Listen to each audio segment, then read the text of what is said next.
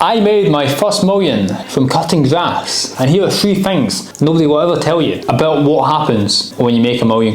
So the first thing that's most important is generating £1 million in sales is really important, but the most important thing is how much of that do you actually keep. But if you ain't got a top line, you ain't got a bottom line, so you need to grow that top line first before you can perfect the bottom line. So the first thing I would say, people start to look at you differently. The people you love start to see you differently, and nobody tells you that, because the person you are to get from 0 to 300,000 is a different person to get from 300 to 700, and then from 700 to $1 million.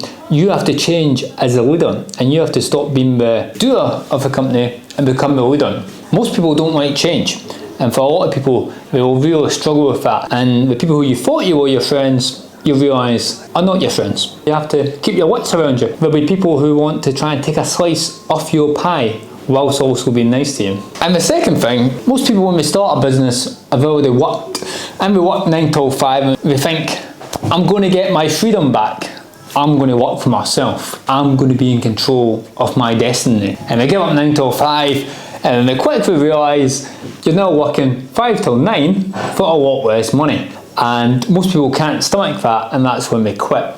Because you have to work an incredible amount of hours, 16 hours a day for a long period to get stuff going. And even when you've got stuff going, this time last year, I was working 7 days a week, 16 hours a day, 10 years into it. Yes, you have a team and you build a team, but there'll be spells in the business where it gets tough and it needs your undivided attention, and you have to drop everything. The gym, your diet, like for a tiny period of time, sometimes if it's an emergency, to fix that emergency. And most people can't hack that. It's going to be an incredible amount of time and effort and hard work and sacrifice you'll have to put into it.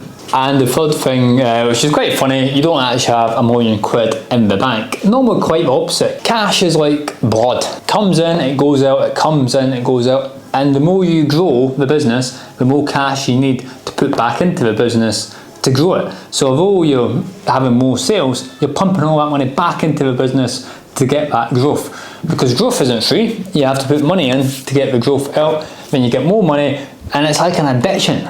You're like a gambler, but a calculated gambler. I'm going to talk to you about the entrepreneur zones that I've created. Come up to the whiteboard. The way I see it, 5 different types of entrepreneurs, maybe even 6, this is very basic.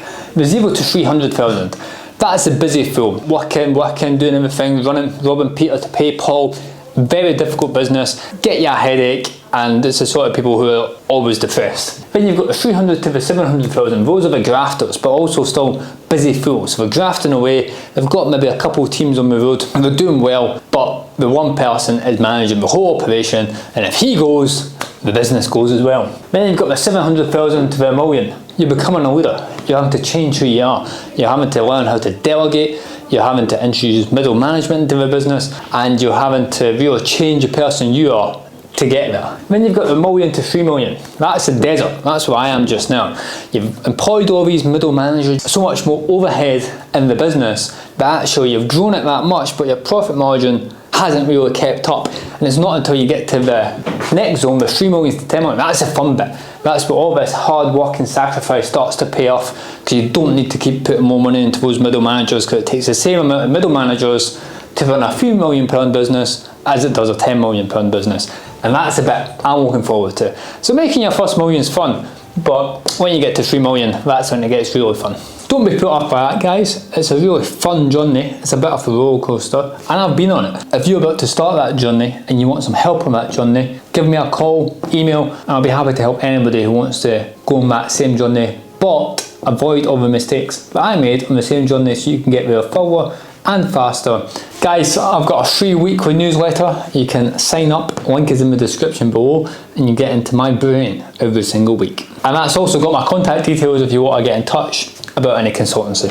So thanks for watching, guys. Please give it a thumbs up, like and subscribe, and I'll see you in the next video.